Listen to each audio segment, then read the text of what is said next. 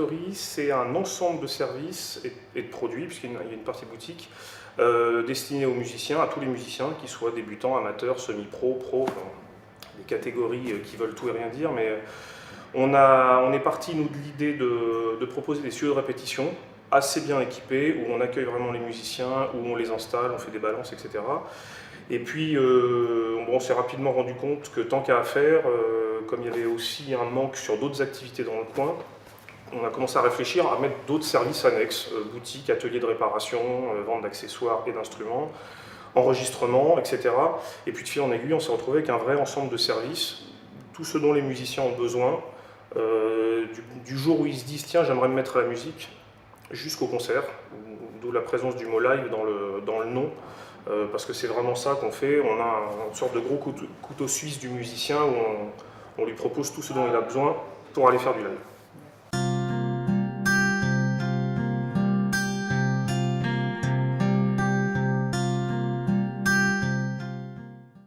Alors oui, à différents niveaux, c'est-à-dire pour ma part, ça fait maintenant presque 20 ans que je travaille dans le spectacle, en ayant fait divers boulots là-dedans, en commençant par le bas de l'échelle, c'est-à-dire faire Rodi, et puis un peu grimper, avoir la chance de bosser dans une salle de spectacle reconnue comme le Plan Henri Sorangis, d'apprendre la régie, etc., etc., et puis après de partir en tournée. Et donc moi, c'est vraiment mon environnement depuis une vingtaine d'années. Aurélien, lui, le dirait mieux que moi, mais je vais en parler pour lui, a lui fait plutôt un parcours commercial où il gérait la vente de disques pour une grande enseigne française. Il a fait en parallèle des études aussi de son et de cinéma à un niveau qui lui permettait de prétendre à faire régisseur son dans une salle par exemple. C'est comme ça qu'on s'est connus. Il a été le régisseur son de la salle où j'étais pendant des années et puis on a commencé à penser au projet qui nous a amené au troisième larron qui n'est pas là aujourd'hui, Jonathan Glaros, qui lui est un musicien confirmé, auteur-compositeur et pianiste de grande classe on va dire, et qui s'embêtait dans son travail de gestion de patrimoine financier et immobilier, je vous laisse imaginer, et qui a donc décidé de faire l'aventure avec nous et voilà. Nos parcours un peu respectifs qui se complètent assez du coup, puisqu'on a chacun dans cette aventure une compétence que l'autre n'a pas, et ce qui fait qu'on a pu aussi arriver à réaliser ce projet et cette grande surface, puisque pour un projet sur le sol français en tout cas, puisque c'est un concept anglo-saxon avant tout, c'est une grande surface, et voilà, on y est arrivé, et nos compétences respectives ont permis tout ça.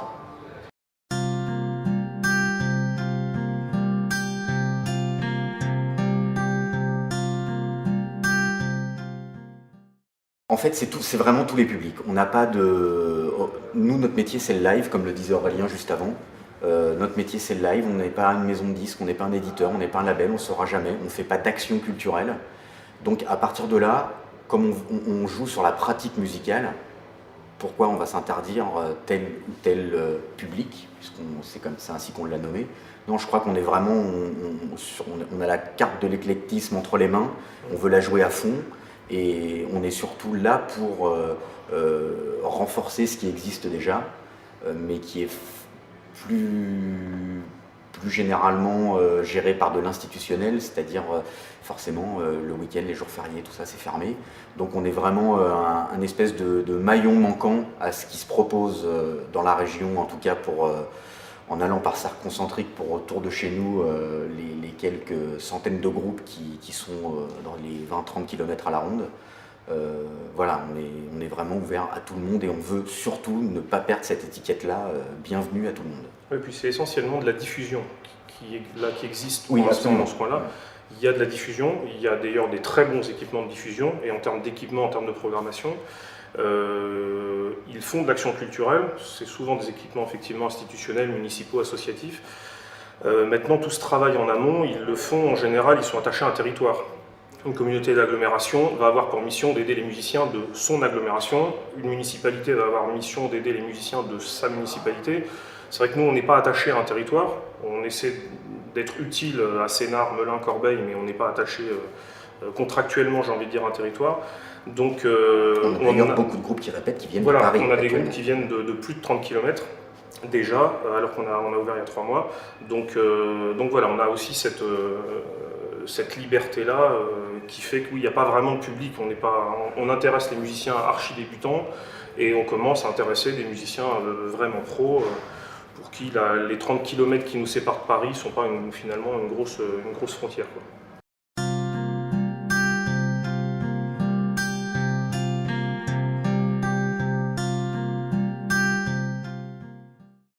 On a un souci chez nous, je ne veux pas stigmatiser, on a un souci chez nous, c'est que, je ne sais pas pourquoi, on ne sait plus ou on ne veut plus accueillir les musiciens. On bosse quand même dans un job qui est quand même un peu royal, soyons honnêtes. Si c'est pour se faire la gueule et qu'il n'y ait pas de communication, ça ne sert à rien de le faire. Et d'aller dans un lieu, vous êtes musicien, vous allez dans un lieu, on vous donne un bac plastique avec un micro, un câble micro dedans, on vous dit c'est Studio 12, il est 20h, rendez-vous à 23h, il faut arrêter tout de suite. C'est qu'à un moment donné, effectivement, on paye son heure de répète en tant que musicien.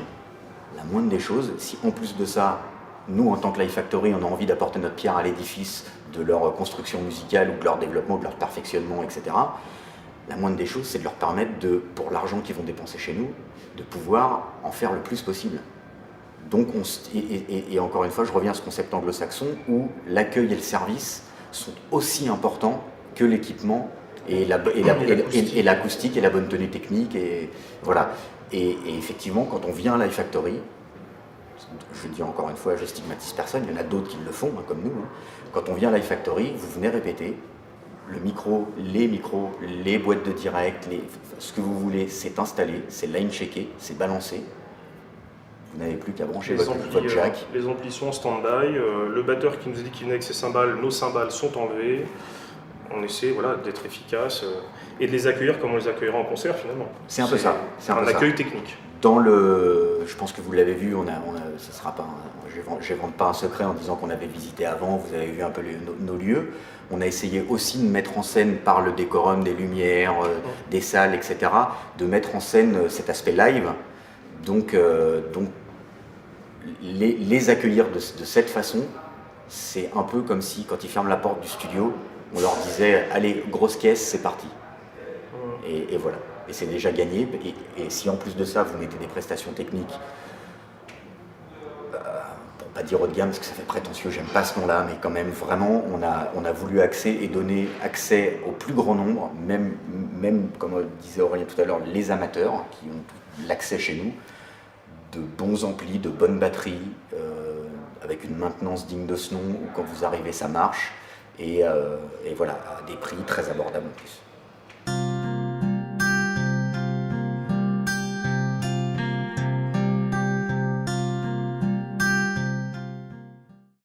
Je parlais de couteau suisse tout à l'heure, là c'est un petit couteau suisse à l'intérieur du gros couteau suisse parce que le studio scène peut permettre à lui tout seul déjà de faire pas mal de choses. On peut répéter simplement, il y a comme dans les autres studios, sono, retour, ampli, batterie, tout le backline, etc., une console. On peut faire de la résidence, c'est-à-dire qu'on va au-delà de la répétition pure, on peut faire vraiment de la mise en place. Il fait 110 mètres carrés, il y a une scène, donc on répète comme dans une salle de concert, on est dans le noir, on a des projecteurs de concert de face. Il y a 6 circuits de retour, une console Midas Legend donc, qui permet de bosser sur 40 voix. Donc là on peut commencer à aller un petit peu plus loin. Selon les désirs des musiciens, on peut aussi louer de la lumière, louer des choses en plus. Et carrément on commence à bosser de la mise en scène, de la scénographie. C'est également la cabine principale d'un de nos 2 studios d'enregistrement qui est mitoyen. Donc on a une régie avec Pro Tools, avec une console Lafon Producer qui sera prête à l'automne. Et ce grand studio scène sera la cabine de prise principale. Donc c'est vrai qu'on peut enregistrer et recevoir des formations et des configurations que tous les studios ne peuvent pas recevoir. Tous les studios n'ont pas une cabine de prise de son de 110 mètres carrés avec 5 mètres sous plafond, avec un son très très mat parce qu'on a beaucoup travaillé là-dessus.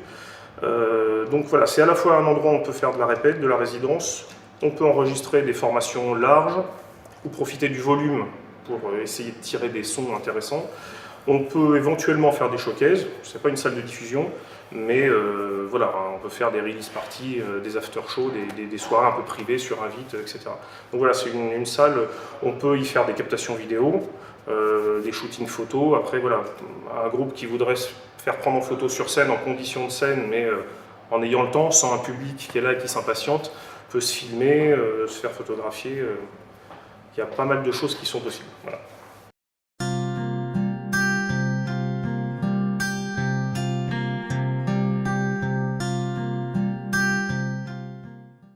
Alors déjà, pour commencer, je peux vous parler des instruments déjà qui sont enseignés. Il y a la batterie, les guitares, acoustiques, électriques, basse, chant évidemment et clavier, piano, les deux.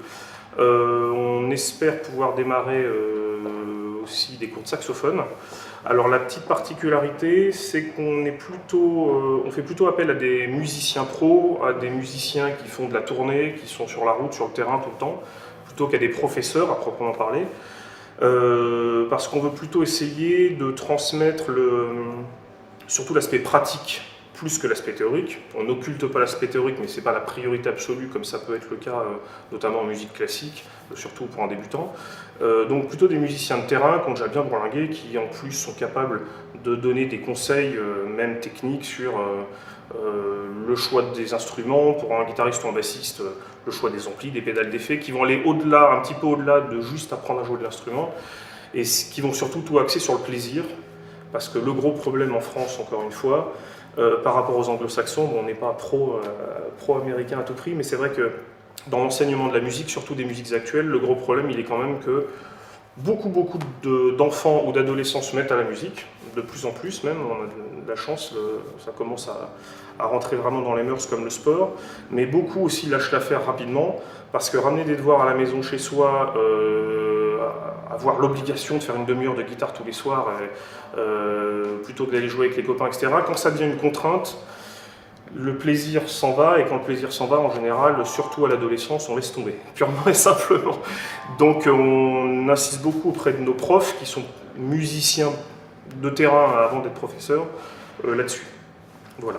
Et puis, si je peux me permettre pour compléter, en fait, on le voit bien, on a commencé donc les cours de guitare, et on le voit bien, c'est qu'à un moment donné, quand un professeur de guitare, puisqu'on va l'appeler comme ça, vous fait partager son expérience et vous dit, je schématise grandement, mais que vous dit que la semaine d'avant il était en concert et il jouait sur la même set qu'Exploited et puis qu'il avait fait tel ou tel truc dans la journée, etc. Le gamin il ressort, il a juste envie de raconter à tous ses potes qu'il vient de prendre un cours de guitare. Je vous mets au défi de trouver des gamins qui ressortent du conservatoire et qui disent « Ouh, c'était super le conservatoire !» J'exagère, mais on n'est pas loin de ça quand même. Donc du coup c'est vraiment amener, encore une fois comme le disait Aurélien, amener une espèce une respiration dans un cours classique, et voilà, le live quoi. Oui, la pratique et jouer. On en revient toujours à la même chose, le live.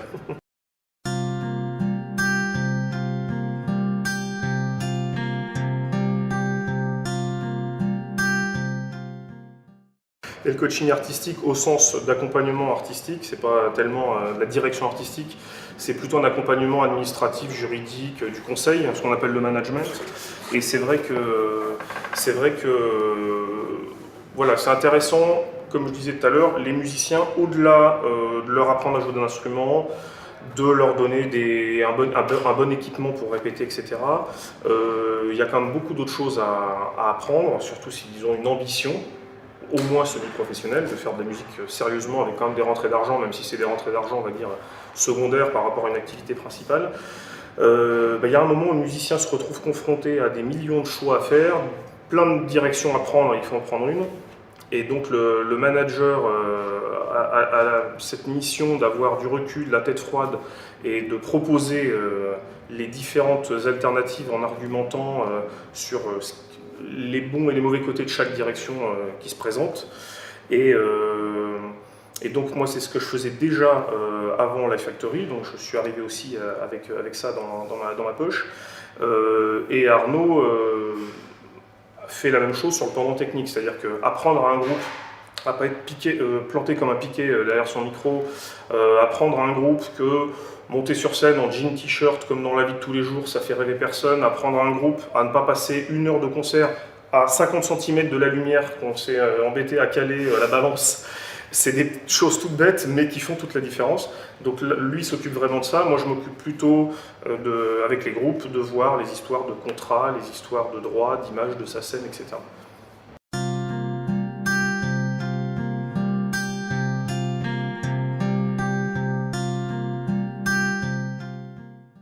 Dans production, il y a un peu à boire et à manger en fait. Soyons clairs, nous on ne fera pas de la production discographique. Déjà, encore une fois, c'est pas notre métier. Tout est un métier et on n'a pas le temps de l'apprendre pour l'instant, et c'est pas le désir. Après, Aurélien en parlait, faire de la production technique et artistique pour un aspect tourné, des choses comme ça, oui, on le fait. Production scénique. Voilà, production scénique, comme on l'appelle. Ouais. On le fait déjà avec des groupes qui sont dans notre catalogue, à l'instar de Televox et Loftoy, qui comme deux groupes franco-mancuniens pour le premier et français parisien pour le deuxième, qui commencent à avoir une petite vitrine. Voilà, on est un peu... Ah, on est cette guitare. On est un peu, si vous voulez, avec ce catalogue d'artistes dans la production scénique, et va au-delà, comme Aurélien l'expliquait, de faire une résidence et de leur expliquer qu'il y a une intro, un milieu, une fin, un concert, enfin des choses comme ça. C'est qu'il y a un vrai accompagnement, Ouais. comme Aurélien le fait sur la partie management, il y a un vrai accompagnement, on va avec les artistes sur les lieux de concert, etc. etc. Et du coup, cette phase ce pendant de notre activité pour nous est très important, parce que ça nous permet aussi, avec tous les artistes qu'on reçoit ici chez nous, en répétition, avec qui on ne bosse pas forcément de manière étroite, comme Televox ou Loftoy, je viens d'en parler, de pouvoir voir le potentiel et les emmener, les accompagner, les aider à droite à gauche. Enfin voilà, c'est une vraie... La production scénique, et c'est une pépinière en fait, une pépinière à concert. Et c'est vrai qu'on les a soutenus, on a soutenu plein de musiciens de tout style, de tout niveau, etc. Et donc voilà, c'est intéressant aussi pour nous. On voit régulièrement, notamment sur des sites de petites annonces de musiciens, le groupe XY cherche un manager. Le problème, c'est que on peut pas mettre une petite annonce « je cherche un manager » et puis les managers se pointent, lisent les annonces. C'est souvent un peu dans l'autre sens, c'est-à-dire qu'un manager va suivre de loin, discrètement, un groupe et pour voir ce que ça vaut humainement, musicalement, artistiquement, etc.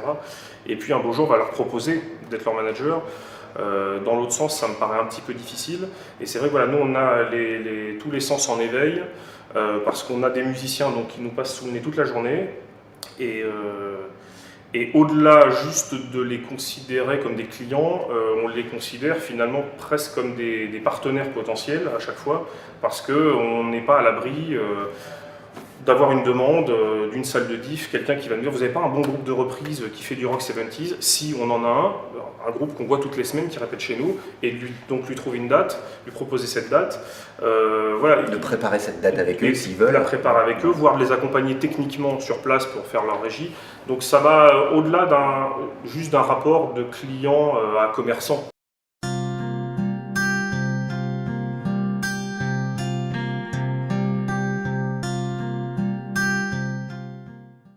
Alors le studio d'enregistrement, on en a deux en fait.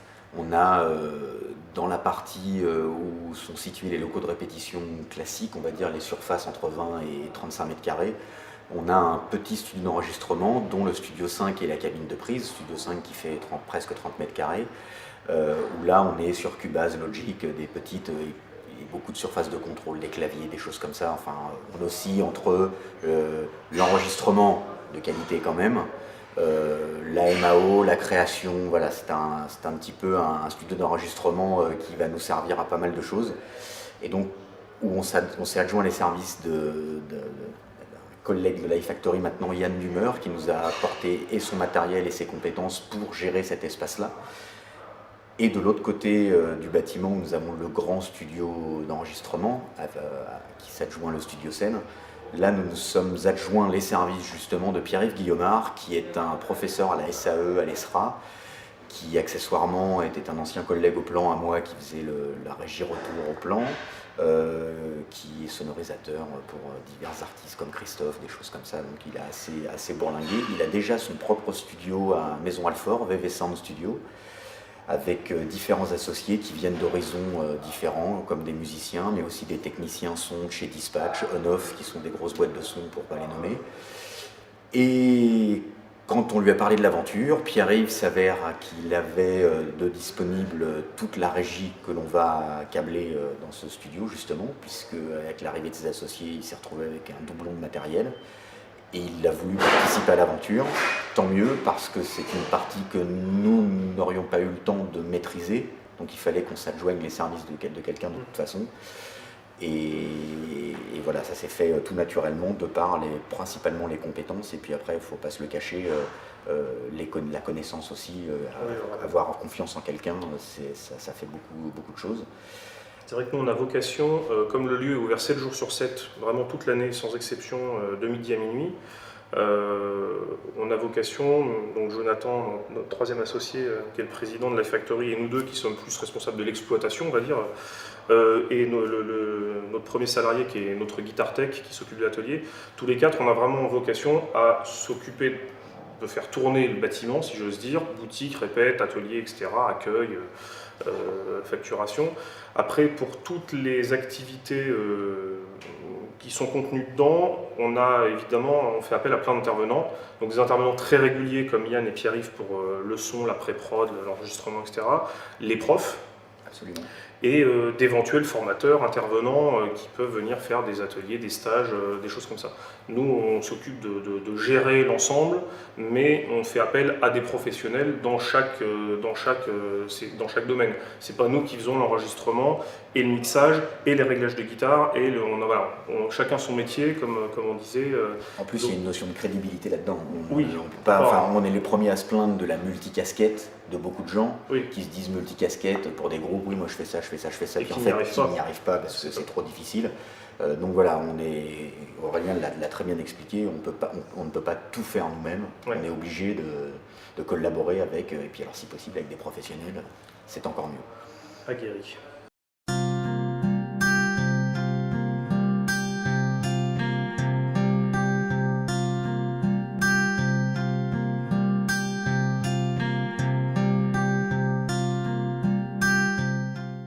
Pour exactement les mêmes raisons qu'avec les autres intervenants, on était parti dans l'idée de base d'avoir un atelier et de vendre des accessoires. C'est le cas de beaucoup de studios de répétition qui vendent des accessoires. C'est comme tu le disais à l'instant, des rencontres. Donc on a rencontré Eric Labire de Musique Essonne, qui a effectivement un magasin à Juvisy, un autre magasin à Longjumeau et un site de vente en ligne, musiqueessonne.com, qui est dans le métier depuis plus de 10 ans. L'enseigne Musique Essonne, elle existe depuis plus de 100 ans. C'était Piano Deleuze avant à Juvisy, donc c'est une vieille maison spécialisée à la base dans les pianos, qui fait tout maintenant. Et donc voilà, avoir un pro de la vente d'instruments, mais il fait aussi de la location, de la réparation, toutes ces choses-là, c'était comme Pierre-Yves pour le studio ou nos musiciens pros pour les cours, voilà, c'était s'adjoindre les services d'un pro de la vente d'instruments pour avoir un petit guitar shop de 30 mètres carrés qui est vraiment spécialisé guitare et basse. On peut commander et obtenir tout ce qu'on veut via Musique Essonne, des batteries, des saxophones, des cordes de violon, des harpes, tout ce qu'on veut, location de piano, accordage. Mais nous, voilà, on a décidé d'avoir un guitar shop, guitare basse, plutôt à partir du moyen de gamme, parce qu'on s'adresse à une clientèle de gens qui viennent répéter chez nous, donc qui sont déjà guitaristes, déjà bassistes, qui ont déjà des guitares et des basses. Donc on va plutôt leur proposer des trucs à partir du moyen de gamme, des guitares un petit peu plus élaborées, un petit peu plus luxueuses que ce qu'ils peuvent avoir. Et donc c'est intéressant pour nous d'avoir son recul, son expérience, ses conseils. Et donc le Guitar Shop qui est dans Live Factory, qui est dans l'accueil en bas à Live Factory, est un Guitar Shop Musique Essonne qui est dans Live Factory. Voilà. C'est-à-dire qu'encore une fois, le studio d'enregistrement qui est dans Live Factory, à côté du studio scène, est un studio d'enregistrement de Live Factory, mais c'est vraiment Pierre-Yves Guillaumard qui l'installe, qui le règle et qui va faire l'acoustique. Donc c'est presque un studio Pierre-Yves Guillaumard à l'intérieur de Live Factory. Et là c'est pareil, la boutique c'est une petite boutique spécialisée guitare basse, musique et son à l'intérieur de nos murs. Voilà. Et pour ce qui est de l'atelier, on a tout de suite, dès l'ouverture, embauché un premier salarié, donc, qui est un guitar tech, qui fait ça depuis plus de 10 ans, qui a bossé dans certains magasins à Pigalle notamment. Et on voulait là vraiment tout de suite avoir, dès le départ, dès que l'idée a germé, avoir un vrai atelier de réparation, maintenance, entretien, SAV, tout ce qu'on peut faire, au moins pour les instruments à cordes, guitare basse et tous les dérivés, pour les amplis, changement de lampe, etc. Et même une partie d'électronique. Et après, ce qui est un petit peu trop gros pour nous, on va le sous-traiter. Soit ça va directement à Musique et Son, soit ça va chez des luthiers ou des boîtes vraiment de maintenance électronique. Le principal avantage à bosser avec Musique et Son aussi pour nous, c'est vraiment en fait un luxe quoi, d'avoir tout ensemble.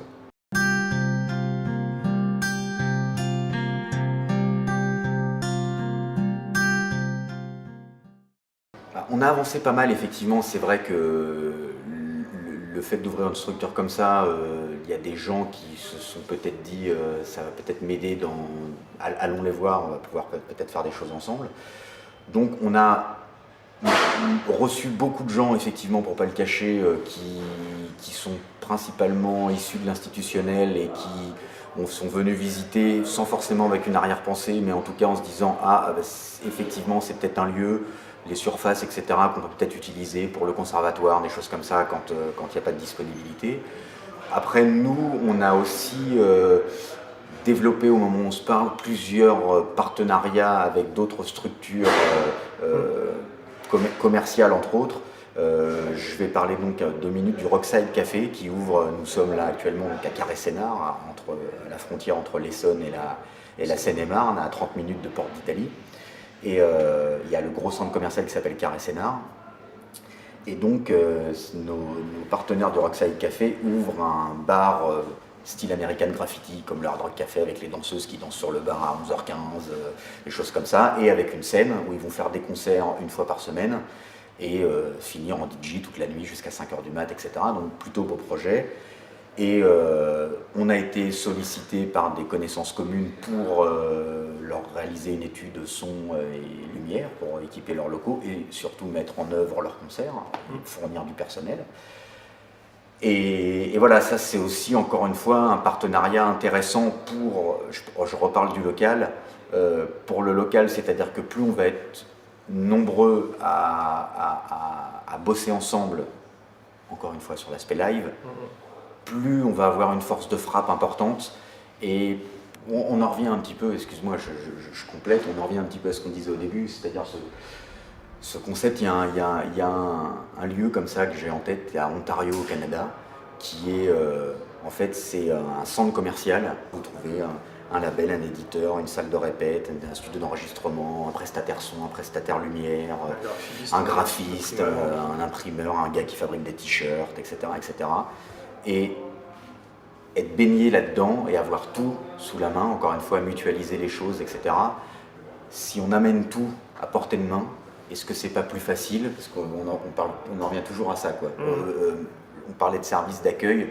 Nous, notre intention, c'est que ceux qui viennent prennent du plaisir à travailler. On est un lieu de travail, on n'est pas un lieu de débauche, vous avez pu nous en apercevoir.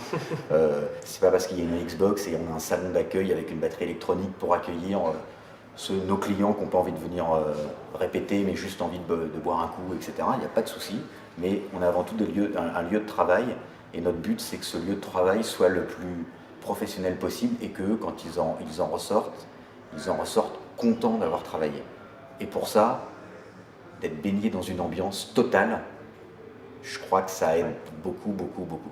Vous allez faire une répète, vous sortez de votre répète, vous vous retrouvez en pleine rue, voilà, c'est à un moment donné, on a vécu la musique et d'un coup ça s'arrête. Et on va essayer, nous, de prolonger un petit peu cet instant-là au travers de la multicarte, multi-activité et multi-service.